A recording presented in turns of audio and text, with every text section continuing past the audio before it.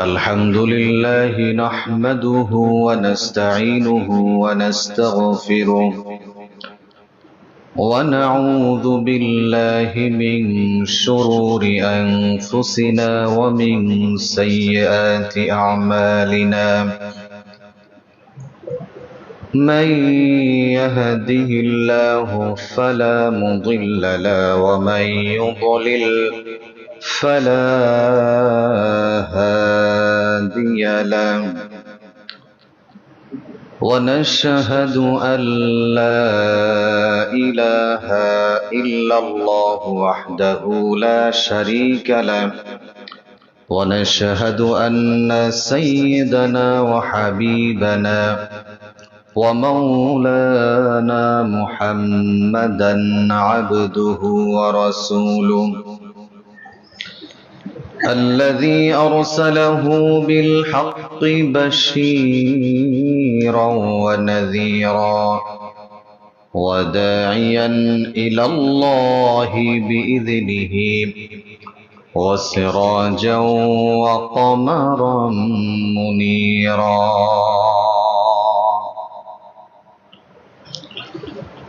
فقد قال الله تعالى في كلامه المجيد والفرقانه الحميد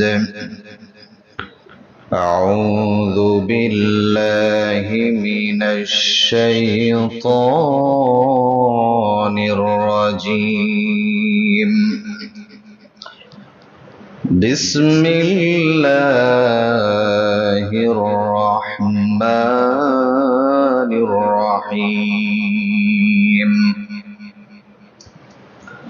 وإنك لعلى خلق عظيم وقال رسول الله صلى الله عليه وسلم لا يؤمن أحدكم حتى أكون أحب إلى الله من والده وولده والناس أجمعين صدق الله المولانا العلي العظيم وصدق رسوله النبي الكريم ونحن على ذلك لمن الشاهدين والشاكرين قالوا سبحانك لا علم لنا إلا ما علمتنا إنك أنت العليم الحكيم وقال تعالى في شان حبيبه ومحبوبه إن الله وملائكته يصلون على النبي يا أيها الذين آمنوا صلوا عليه وسلموا تسليما اللهم صل على سيدنا مولانا محمد وعلى آل سيدنا شفيعنا محمد اللهم صل على سيدنا مولانا محمد وعلى آل سيدنا شفيعنا محمد بلغ العلا بكماله كشف الدجى بجماله حسنت جميع خصاله صلوا عليه وآله আলহামদুলিল্লাহ। মুআজ্জাজ মুহতারাম মুসাল্লিয়া নিজাম, মহান আল্লাহ রব্বুল ইজ্জাত ওয়াল জালালের দরবারে লাখ কোটি শুকরিয়া আদায় করি, যিনি আমাদেরকে অত্যন্ত ভালোবেসে মহব্বত করে রবিউল আউয়াল মাসের অত্যন্ত গুরুত্বপূর্ণ জুমায় আল্লাহ সুবহানাহু ওয়া তাআলা জুমার মুসাল্লায় আমাদের সকলকে আগে ভাগে আসার বসার তৌফিক দান করলেন। এই জন্য সেই মহান মনিবের দরবারে তারই শিখানো ভাষায় কালিমাতুশ শুকরিয়া আদায় করি, সকলেই পড়ি আলহামদুলিল্লাহ। দুরূদ ও সালাম পেশ করি সর্বকালের সর্বযুগের সর্বশ্রেষ্ঠ মহামানব রাহমাতুল লিল আলামিন সাইয়্যিদুল মুরসালিন খাতামুন নবিয়্যিন মুহাম্মদ আরবি বিশ্বনবী জনাবে মুহাম্মদুর রাসূলুল্লাহ সাল্লাল্লাহু আলাইহি ওয়াসাল্লাম। আরো একবার শুকরিয়া আদায় করি যে আল্লাহ সুবহানাহু ওয়া তাআলা এখনো পর্যন্ত তার গোলামদেরকে হায়াতে তৈয়বা দান করেছেন, সুস্থ হালাতে রেখেছেন। অসংখ্য মানুষ অসুস্থতার ভিতরে আছে, আল্লাহ তাআলা এখনো পর্যন্ত সুস্থতা নামক নিয়ামত দিয়ে আমাদেরকে ধন্য করেছেন এবং একই সাথে সকলের আগে ভাগে আসতে পেরেছে। এই জন্য আরো একবার শুকরিয়া করি আলহামদুলিল্লাহ। প্রাণপ্রিয় মুসাল্লিয়ান ইকরাম, আমি আপনাদের সম্মুখে মহাগ্রন্থ পবিত্র কুরআনুল কারীম থেকে একটি আয়াতে কারিমা তেলাওয়াত করেছি। রাসূল কারীম সাল্লাল্লাহু আলাইহি ওয়া আলিহি ওয়াসাল্লামের অসংখ্য অগণিত হাদিস থেকে সহিহ বুখারী মুসলিমের খুব চমৎকার একটি হাদিস তেলাওয়াত করেছি। এই আয়াত এবং হাদিসকে সামনে রেখে আল্লাহ সুবহানাহু ওয়া তাআলা তৌফিক দান করলে কিছু আলোচনা করা এবং শোনার চেষ্টা করব। আল্লাহ সুবহানাহু ওয়া তাআলা আমাদের সকলকে ধৈর্য সহকারে শোনার, বোঝার এবং আমলে জিন্দেগিতে বাস্তবায়ন করার তৌফিক দান করুক, করি আমিন। প্রিয় মুসাল্লিয়ান ইকরাম, নবীজি সাল্লাল্লাহু আলাইহি ওয়াসাল্লাম তিনি কেমন নবী, আমরা নবীজির জীবনী আদর্শ নিয়ে কথা শুনতেছিলাম।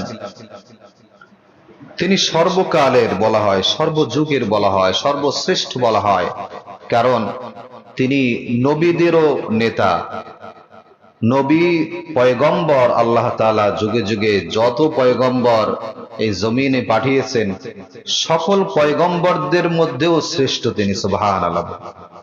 আমরা এমন নবী পেয়েছি যেই কান্ডারি নবী, তিনি পয়গম্বররাও তার কাছে যাবেন যে আমাদের জন্য সুপারিশ করেন। সকল উম্মত পয়গম্বর সকলের আগেই আমার প্রিয় নবী মুহাম্মদ সাল্লাল্লাহু আলাইহি ওয়াসাল্লাম তাকে শ্রেষ্ঠত্ব করেছেন এবং তিনি সকলের আগে আল্লাহ সুবহানাহু ওয়া তাআলার কাছে আবদার আরজি পেশ করবেন। এই জন্য আমরা সবসময় এই কথা বলে থাকি যে সর্বযুগের সর্বকালের সর্বশ্রেষ্ঠ তিনিই হলেন আপনার আমার প্যারা নবী মুহাম্মদুর রাসূলুল্লাহ সাল্লাল্লাহু আলাইহি ওয়াসাল্লাম। নবীজি কেমন ছিলেন? তিনি তার জিন্দেগি 63 বছর জিন্দেগির যদি দুই ভাগে ভাগ করা হয়, যে নবুয়তের আগের একটা জিন্দেগি আর নবুয়তের পরের একটা জিন্দেগি, তো নবুয়তের আগে এবং পরে গোটা জিন্দেগির ভিতরে নবীজি সাল্লাল্লাহু আলাইহি ওয়াসাল্লাম সহ যত নবী পয়গম্বর এসেছেন, বলা হয় যে নবীরা নিষ্পাপ, মাসুম, বেগুনাহ তারা ছিলেন, তাদের কোনো গুনাহ ছিল না। কোন সুবহানাল্লাহ। তাই নবীজির জীবনীগুলো শুনলে যে তারা এত আদর্শবান ছিলেন, আল্লাহ তাআলার পক্ষ থেকে তাদেরকে পাঠিয়েছেন, কি চমৎকার ভাবে তারা জীবন পরিচালনা করেছেন, তাদের কোনো গুনাহ ছিল না। এবং আমার প্যারা নবীর ব্যাপারে আল্লাহ সুবহানাহু ওয়া তাআলা নিজে স্বয়ং সার্টিফাই করেছেন যে নবীজি কেমন ছিল। আল্লাহ সুবহানাহু ওয়া তাআলা বলেন, ওয়া ইন্নাকা লাআলা খুলুকিন আযীম। হে নবী, আপনার চরিত্র হলো উত্তম চরিত্র, উত্তম আখলাকের অধিকারী আপনি। সুবহানাল্লাহ। যে উত্তম আদর্শ, উত্তম আখলাক মানে হলো চরিত্র।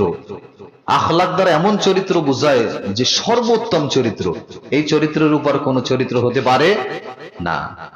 তো আল্লাহ সুবহানাহু ওয়া তাআলা প্রথমে সার্টিফাই করেছেন যে হে নবী আপনার চরিত্র উত্তম চরিত্র।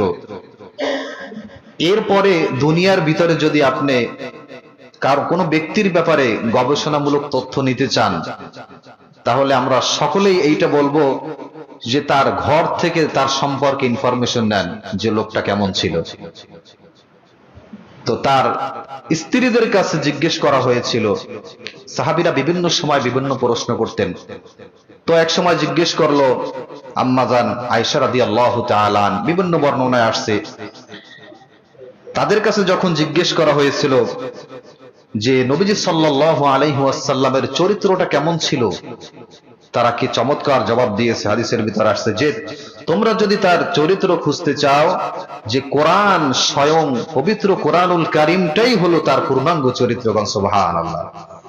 পবিত্র কোরআনুল কারীম যেমনটা কোনো ভুল নাই, পবিত্র কোরআনুল কারীমের ভিতরে কোনো দাগ কালিমা নাই, ঠিক তেমনি নবীজি সাল্লাল্লাহু আলাইহি ওয়াসাল্লামের চরিত্রের ভিতরে বিন্দু মাত্র ত্রুটি নাই। আমার নবীর ব্যাপারে আরো বলেন, নবীজি সাল্লাল্লাহু আলাইহি ওয়াসাল্লাম তিনি ঘরের বাইরে তোমাদের সাথে যেমন ভাবে মিশতো, তোমরা যেভাবে তার চরিত্র দেখো, তার কথাবার্তা, তার আচার ব্যবহার যেমন তোমরা দেখতে পাও, ঠিক তেমনি আমি তার ব্যাপারে বলে দিলাম ঘরের ভিতরেও তার চরিত্রের কোনো দুই রকম ছিল না। ঘরের ভিতরে এবং বাইরে সব জায়গার চরিত্র একরকম ছিল। সুবহানাল্লাহ। নবীর যে চরিত্র প্রত্যেকটা জায়গায় একরকম ছিল।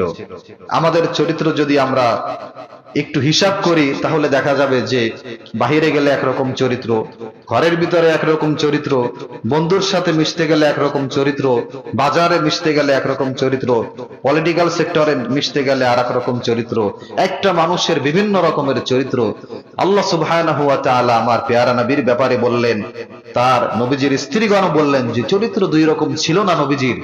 নবীজির চরিত্র একুরেট একরকম ছিল, ঘরের বাহিরেও যেমন ছিল মানুষদের সাথে আচার ব্যবহার, ঘরের ভিতরও ঠিক তেমনি চরিত্র ছিল। সুবহানাল্লাহ। আমার ভাইয়েরা, নবীজি সাল্লাল্লাহু আলাইহি ওয়াসাল্লামকে স্বয়ং আল্লাহ সুবহানাহু ওয়া তাআলা পথ প্রদর্শন করেছেন, নিয়ন্ত্রণ করেছেন প্রত্যেকটা সেক্টরে। কারণ নবীজি সাল্লাল্লাহু আলাইহি ওয়াসাল্লামকে অসংখ্য কাফেরেরা পথভ্রষ্ট করার চেষ্টা করত, বিভিন্নভাবে প্রশ্ন করে হোক, বিভিন্নভাবে নির্যাতন করে হোক, তাকে পথভ্রষ্ট করার চেষ্টা করত। তো কিছু ইহুদি কাফের তারা নবী সাল্লাল্লাহু আলাইহি ওয়াসাল্লামের কাছে এসে তিনটা প্রশ্ন নিয়ে আসছিল। ইহুদির ভিতরে যারা লিডার ছিল তারা বলল যে নবীজিকে যদি পথভ্রষ্ট তোমরা করতে চাও তাহলে তার কাছে যে তিনটা প্রশ্ন করবা, যদি প্রশ্নের জবাব সে দিতে পারে তাহলে সে নবী, এ নিয়ে কোনো সন্দেহ নাই। আর যদি প্রশ্ন উত্তর যদি না করতে পারে তাহলে ধরে নিও যে ভ্রান্ত, মিথ্যাবাদী। ইহুদি সম্প্রদায়ের ভিতর থেকে একটা দল নবীজি সাল্লাল্লাহু আলাইহি ওয়াসাল্লামের কাছে চলে আসলো এবং সেই ইহুদিদের শিখানো তিনটা প্রশ্ন এসে নবীজির কাছে করলো। নবীজিকে বলল তিনটা প্রশ্নের জবাব দাও, তাহলে ধরে নেব তুমি সত্য নবী। এক নম্বরে তুমি প্রশ্নের জবাব দাও আসহাবুল কাহাফ, আসহাবে কাহাফ কি, এই সম্পর্কে তুমি কি জানো। দুই নম্বরে প্রশ্নের জবাব দাও মান হুয়া যুলকারনাইন, যুলকারনাইন বাদশা কে ছিল। আর তিন নম্বরে তুমি আমাদেরকে জবাব দাও মা হুয়ার রূহ, আত্মা কি জিনিস। এই তিনটা প্রশ্নের জবাব যদি দিতে পারো তাহলে আমরা মুসলমান হয়ে যাব, তুমি যে সত্য নবী এটা আমরা বিশ্বাস করে নেব। তো নবীজি সাল্লাল্লাহু আলাইহি ওয়াসাল্লামের এই ঘটনা থেকে একটা শিক্ষা আল্লাহ তাআলা আমাদেরকেও শিখিয়েছেন। নবীজি সাল্লাল্লাহু আলাইহি ওয়াসাল্লামকে যখন প্রশ্ন করা হয়েছিল তিনি বলেছিল আগামীকালকে আমি তোমাদের প্রশ্নের জবাব দেব, যাও তোমরা চলে যাও। এখন নবীজি তো নিজে থেকে কোনো কথা বানিয়ে বলেন না, এখন আগামীকালকে ওহী নবীজির কাছে আসে নাই। এখন কাফেররা তো ঠিক নবীজির কাছে এসে আবার ধরেছে যে মুহাম্মদ সাল্লাল্লাহু আলাইহি ওয়াসাল্লাম তোমাকে তিনটা প্রশ্ন করেছিলাম, এই প্রশ্নের উত্তরগুলো দাও। এখন নবীজি তো থ হয়ে গেছে, প্রশ্নের উত্তর দিতে পারতেছে না। কারণ কি? ওহী আসে নাই, ওহী আসার কথা ছিল, ওহী আসে নাই। এভাবে একদিন দুই দিন নয়, দীর্ঘ বিভিন্ন বর্ণনা আসছে 14 থেকে 15 দিন পর্যন্ত ওহী বন্ধ ছিল। কঠিন মুহূর্তের ভিতরে নবীজি সাল্লাল্লাহু আলাইহি ওয়াসাল্লাম পড়েছিলেন এই বিভ্রান্তকর পরিস্থিতির ভিতরে। এরপর ওহী নবীজির কাছে আসলো, এসে এই আয়াত নাজিল করে দিল, ওয়ালা তাকুলান্না লিশাইইন ইন্নী ফাইলুন যালিকা গাদা ইল্লা আইয়াশা আল্লাহ। হে নবী, আপনি কোশ্চিন কালে এমন কথা বলবেন না ইনশাআল্লাহ ব্যতীত। তার মানে আমি যে কথাই বলি না কেন ভবিষ্যতের ব্যাপারে অবশ্যই অবশ্যই ইনশাআল্লাহ বলতে হবে। পারবো না না পারবো এটা কেবলমাত্র একমাত্র ডিসাইড করবে আল্লাহ তাআলা। আমি যদি ইনশাআল্লাহ বলি, আল্লাহ রাব্বুল আলামিন আমার কাজটার ব্যাপারে সহজ করে দিবেন। তো এইটা আল্লাহ তাআলা শিখিয়ে দিলেন, নবীর মাধ্যমে গোটা দুনিয়ার মানুষদেরকে শিখিয়ে দিলেন, ভবিষ্যতে কোনো কথা যদি বলতে চাও অবশ্যই কি বলবে? ইনশাআল্লাহ বলতে হবে। এরপর আল্লাহ তাআলা এই 3টা প্রশ্নের জবাব দিয়ে দিলেন। সূরা বানী ইসরাঈল এবং সূরা কাহফের ভিতরে আসছে। কাফেরদেরকে বললেন, আসহাবে কাহফ ছিল 7 জন যুবক, তারা আল্লাহর ভয়ে 309 দিন তারা গুহার ভিতরে অবস্থান করেছিল। আর রূহ হলো আল্লাহর হুকুম, আল্লাহর হুকুমে মানুষের দেহের ভিতরে প্রবেশ করে আর আল্লাহর হুকুমে দেহের ভিতর থেকে বের হয়ে যায়। রূহ যখন মানুষের দেহের ভিতরে থাকে মানুষ চলাচল করে, কথা বলতে পারে। আর রূহ যখন দেহের ভিতর থেকে চলে যায় তার আর কথা বলার কোনো শক্তি নাই, পুরা একটা লাশ হয়ে যায়। তখন এই মানুষটাকে আর কোনো মানুষ মূল্যায়ন করে না, যে শেষ, বাইরে ফেলে দেয়, বাইরে রেখে দেয়, মাটি দিয়ে দেয়। তো রূহ হলো আল্লাহর হুকুম। যখন একটা স্ট্রাকচার তৈরি হয় মায়ের গর্ভের ভিতরে, তখন স্পেশাল এক ফেরেশতা যে ওইখানে রূহের ফুৎকার দিয়ে দেয়, তখন থেকে পেটের ভিতরেই বাচ্চা নড়াচড়া শুরু করে দেয়। এই রূহ যতক্ষণ না আসে ততক্ষণ পর্যন্ত একটা ওই স্ট্রাকচারটা একটা পুতুলের মতো, সে কিছুই করতে পারে না। ওইভাবে স্ট্রাকচার তৈরি হয়। যখন রূহ আসে চলাফেরা শুরু করে দেয়। এই রূহ যখন আবার আল্লাহ তাআলা নিয়ে নেয় তখন আবার স্তব্ধ হয়ে যায় এবং লাশ হয়ে যায়। 3 নম্বরে বলা হয়েছিল, মান হুয়া যুলকারনাইন, ইয়াসআলুনাকা আন যুলকারনাইন কুল সাআতলু আলাইকুম মিনহু যিকরা। যুলকারনাইন এমন একজন বাদশা ছিল, যেই বাদশা গোটা দুনিয়া শাসন করেছিল, যার শাসন ক্ষমতার ভিতরে কোনো কমতি ছিল না। এই 3টা প্রশ্নের জবাব পেয়ে কাফেরদের ভিতর থেকে অসংখ্য কাফের মুসলমান হয়ে গেছে, সুবহানাল্লাহ। আর যারা পথভ্রষ্ট তারা তো আর মুসলমান হবে না। অসংখ্য ঘটনা নবী সাল্লাল্লাহু আলাইহি ওয়াসাল্লামকে পথভ্রষ্ট করতে এসে বরংস তারাই পথের দিশা পেয়ে গিয়েছিল, সুবহানাল্লাহ। নবী সাল্লাল্লাহু আলাইহি ওয়াসাল্লামকে স্বয়ং কে রক্ষা করেছে? আল্লাহ সুবহানাহু ওয়া তাআলা স্বয়ং প্রত্যেকটা ধাপে ধাপে আল্লাহ তাআলা নবীজিকে রক্ষা করেছিলেন। পবিত্র কোরআনুল কারীমে আপনি যদি সূরা নিসা এর 113 নম্বর আয়াত বের করেন, এখানে আল্লাহ তাআলা বলেন, ওয়ালাউলা ফাদলুল্লাহি আলাইকা ওয়া রাহমাতুহু লাহাম্মাত তাইফাতুম মিনহুম আইয়ুদিল্লুক। আল্লাহ রাব্বুল আলামিন বলেন, ওয়ালাউলা ফাদলুল্লাহ, হে নবী, তোমার প্রতি আমার বিশেষ অনুগ্রহ দয়া না থাকলে একদল ব্যক্তি, একদল মানুষ পথভ্রষ্ট করার চেষ্টা করত। অনুগ্রহ দয়া থাকার কারণে, আমি আল্লাহ রাব্বুল আলামিনের দয়া থাকার কারণে কোন লোক আপনাকে পথভ্রষ্ট করতে পারে না, সুবহানাল্লাহ। যে কোন সম্প্রদায় যখন পথভ্রষ্ট করতে আসে তারা ব্যর্থ হয়ে যায়, তারা চাইলেও আপনাকে পথভ্রষ্ট করতে পারে না।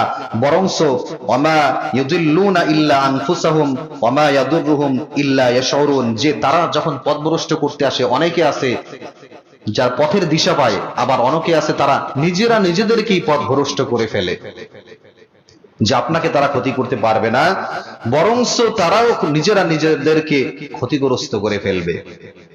আমার ভাইরা, নবীজি সাল্লাল্লাহু আলাইহি ওয়াসাল্লামের ব্যাপারে আল্লাহ তাআলা পবিত্র কোরআনুল কারীমে আরো বলেন, আলাম নাশরাহ লাকা সাদরাক, যে হে নবী, আমি আপনার বক্ষকে প্রশস্ত করে দিয়েছি। যেটা আপনার জন্য বহন করা কষ্টসাধ্য ছিল, যেটা আপনি বহন করতে পারতেন না, এমনটা আমি আপনার জন্য সহজ করে দিয়েছি। যেমন পবিত্র কোরআনুল কারীম এটা অসংখ্য জায়গায় আল্লাহ তাআলা নাজিল করতে চেয়েছিল, মানুষের জন্য সহজ করে দিয়েছেন। নবীজির কাছে যখন পবিত্র কোরআনুল কারীমের একটা আয়াত জিবরিল আমিন আলাইহিস সালাতু ওয়াস সালাম নিয়ে আসতেন এবং নবীজির সঙ্গে মোলাকাত করে তার কলিজার ভিতরে, তার জেহেনের ভিতরে, কলবের ভিতরে ঢুকিয়ে দিত, যখন একদম ফার্স্ট টাইম, একদম প্রথম সময় যখন কলবের ভিতরে জিবরিল আমিন আলাইহিস সালাতু ওয়াস সালাম পবিত্র কোরআনুল কারীমের ছোট্ট একটা আয়াত যখন ঢুকিয়ে দিয়েছেন, নবীজির শরীরটা গরম হয়ে গেছে, নবীজি ভয় পেয়েছেন। জিবরিল আমিন আলাইহিস সালাতু ওয়াস সালাম বলেন, ইয়া রাসূলুল্লাহ, আপনার ভয় পাওয়ার কোনো কারণ নাই, আপনার কিচ্ছু করতে হবে না, আপনি চুপচাপ আমার দেহের সাথে আপনার দেহটা মিলান আর সাহস করেন, দেখবেন সব সহজ হয়ে যাবে। সুবহানাল্লাহ। ঠিকই সবকিছু সহজ হয়ে গিয়েছে। পবিত্র কোরআনুল কারীম নাজিল করতে চেয়েছিল আল্লাহ তাআলা পাহাড়ের উপর, পবিত্র কোরআনুল কারীম পাহাড়ের উপর নাজিল করতে চেয়েছিল। লাউ আনজালনা হাযাল কুরআন আলা জাবালিন লারাআইতাহু খাশিআন মুতাসাদ্দিআন মিন খাশিয়াতিল্লাহ। এই পাহাড় আল্লাহর ভয় থরথর করে কাঁপতে শুরু করে দিয়েছে। সুবহানাল্লাহ। যখন পবিত্র কোরআনুল কারীম পাহাড়ের উপর রাখার কথা বলেছে, এই পাহাড় থরথর করে কাঁপতে শুরু করে দিয়েছে যে আল্লাহ, এত ভারী জিনিস, এত ওয়েটফুল, এত ভারী জিনিস আমি বহন করতে পারবো না, কোরআনুল কারীম আমার উপরে তুমি নাজিল করো না। আমার ভাইয়েরা, এই কোরআনুল কারীম মানব জাতির উপর, নবীজি সাল্লাল্লাহু আলাইহি ওয়াসাল্লামের উপর এত সহজে নবীজি গ্রহণ করতে পেরেছিলেন। জিবরিল আমিন আলাইহিস সালাতু ওয়াস সালাম, আরেক বর্ণনায় আসছে, ছোট্ট একটা আয়াতে কারিমা যখন আসমান থেকে আস্তে আস্তে বহন করে নিয়ে আসতো, জিবরিল আমিন আলাইহিস সালাতু ওয়াস সালামের অসংখ্য পাখা ছিল, বহন করে আসতে তিনি বলতো যে আমার এত পরিমাণে কষ্ট হয় এই কোরআনুল কারীমের ছোট্ট ছোট্ট আয়াতগুলো বহন করতে, কিন্তু আল্লাহর পক্ষ থেকে এই আয়াতগুলো নবীজির ভিতরে যখন দিয়ে দেওয়া হয়, তিনি দিব্যি হেঁটে বেড়ায়, মানুষদেরকে শোনায়। আল্লাহ তাআলা তার বক্ষকে এভাবে প্রশস্ত করে দিয়েছেন। সুবহানাল্লাহ। তার বক্ষ যদি এভাবে প্রশস্ত না করে দিত, ভারী জিনিস বহন করা তার পক্ষে সম্ভব ছিল না। এরপর আল্লাহ তাআলা বলেন, ওয়ারাফা'না লাকা যিকরাক, হে নবী, আমি আপনার সম্মান, আপনার স্ট্যাটাস, আপনার আজিমাত, রফাআত, আপনার সম্মান আমি আল্লাহ রাব্বুল আলামিন সমন্বিত করে দিয়েছি। সুবহানাল্লাহ। যে আপনার সম্মান, আপনার মর্যাদা, ওয়ারাফা'না লাকা যিকরাক, হে নবী, আমি আপনার সম্মান, মর্যাদা, উচ্চ মর্যাদায় আমি পদোন্নতি করে দিয়েছি। সুবহানাল্লাহ। নবী সাল্লাল্লাহু আলাইহি ওয়াসাল্লামকে ভালোবাসলে, আল্লাহ আল্লাহর রাসূলকে ভালোবাসলে এই মানুষগুলো জান্নাতের পথযাত্রী হয়ে যায়। নবীজি সাল্লাল্লাহু আলাইহি ওয়াসাল্লামের কাছে এক সাহাবী আসলো, ইয়া রাসূলুল্লাহ, মাতা তাকুমুস সাআ, ইয়া রাসূলুল্লাহ, কিয়ামত কখন সংঘটিত হবে? নবীজিকে প্রশ্ন করলো যে ইয়া রাসূলুল্লাহ, কিয়ামত কখন সংঘটিত হবে? নবীজি সাল্লাল্লাহু আলাইহি ওয়াসাল্লাম ওই সাহাবীকে পাল্টা প্রশ্ন করলেন যে তুমি কিয়ামত সম্পর্কে এত বেশি উদ্বিগ্ন কেন, এত বেশি জানতে চাও কেন? তুমি কিয়ামত যে আসবে, কিয়ামতের জন্য তুমি নিজেকে কতটা প্রিপেয়ার করেছো, কতটা প্রস্তুতি নিয়েছো, কতটা আমল তুমি করেছো কিয়ামতের জন্য?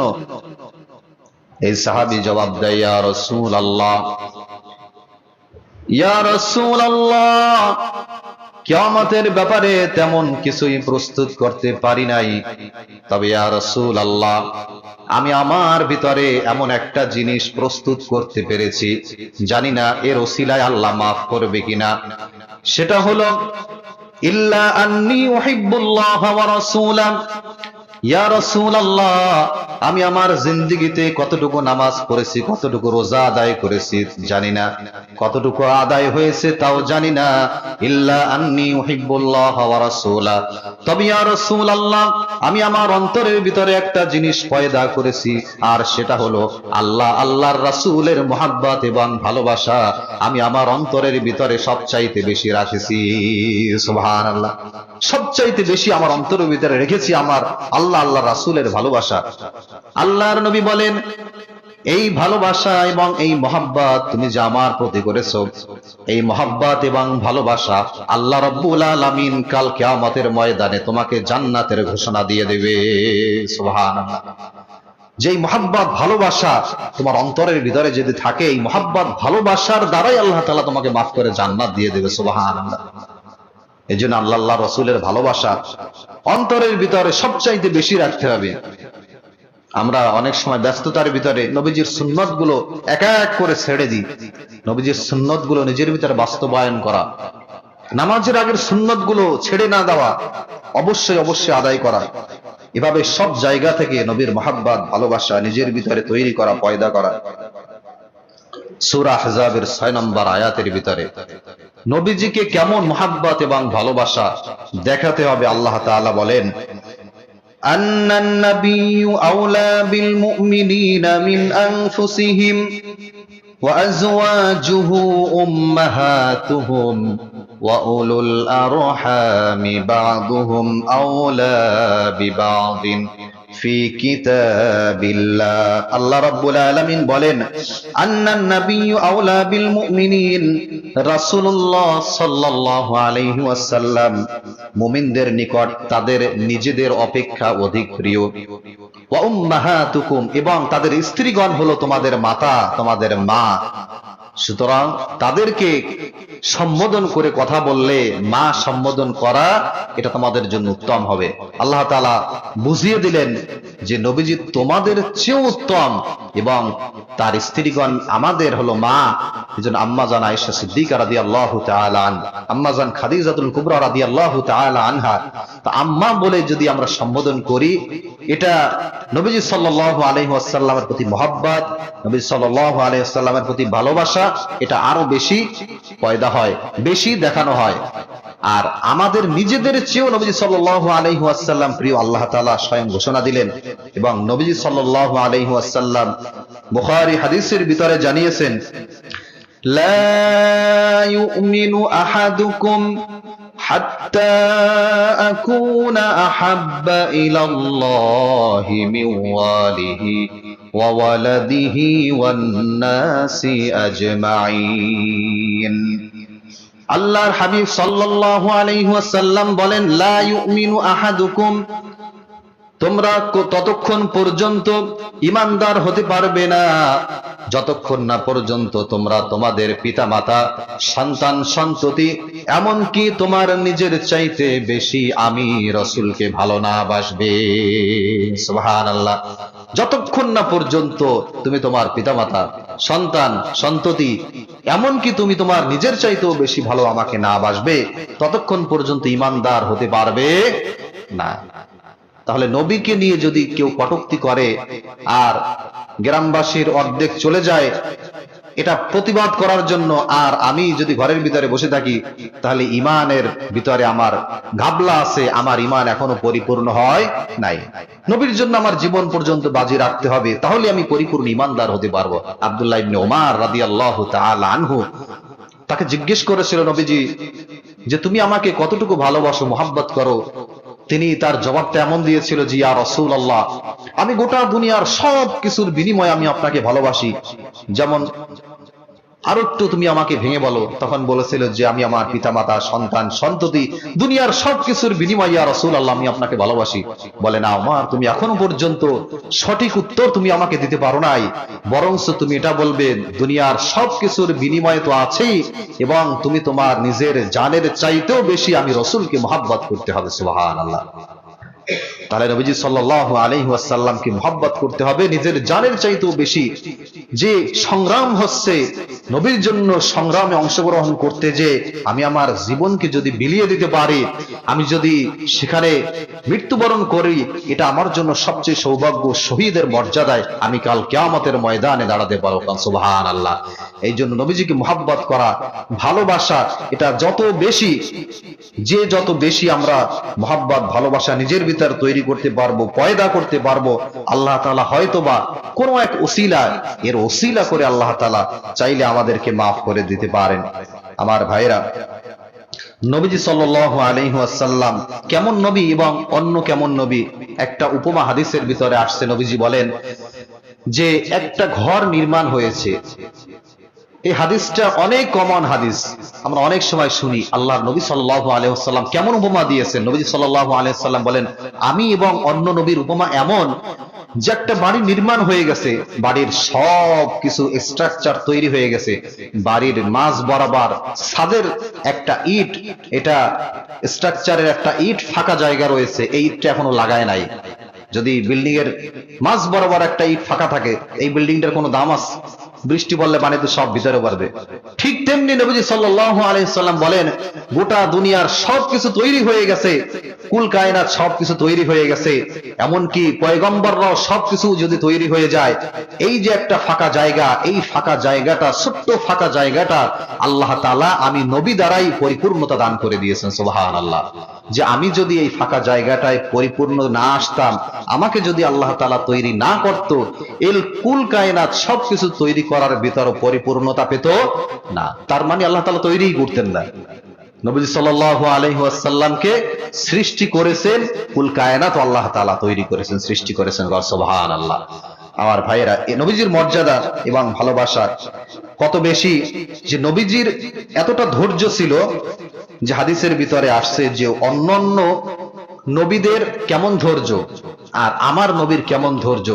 মুসা আলাইহিস সালাতু ওয়াস সালাম যখন উম্মতদের সাথে কথা বলতেন এবং মানুষদের সাথে মিশতেন, তার ধৈর্যের একটা ধরন ছিল। তিনি রাগী পয়গম্বর ছিলেন। তিনি এত রাগী পয়গম্বর ছিলেন যে এক বর্ণনায় আসছে যে ফেরাউনের এক বাবুর ছেড়ে এক থাপ্পড় মেরে জায়গায় মেরে ফেলছেন। মুসা আলাইহিস সালাতু ওয়াস সালাম এত রাগী পয়গম্বর ছিলেন।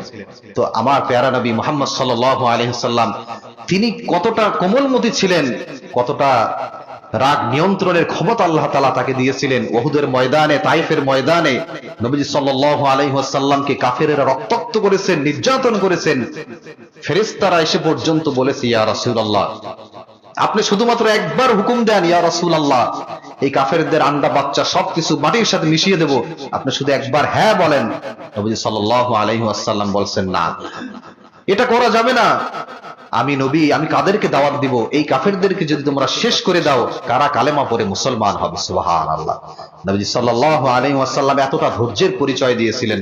আমার প্যারা নবী মুহাম্মদ সাল্লাল্লাহু আলাইহি ওয়াসাল্লাম উহুদের ময়দানে দান মুবারক শহীদ করে দিয়েছিলেন। এরপরও একটা বারও তাদের জন্য বরদোয়া করে নাই, বরংস তাদের জন্য দোয়া করেছেন প্রত্যেকটা মুহূর্তে যে আল্লাহ তাদেরকে তুমি হেদায়েত দান করে দাও। সুবহানাল্লাহ।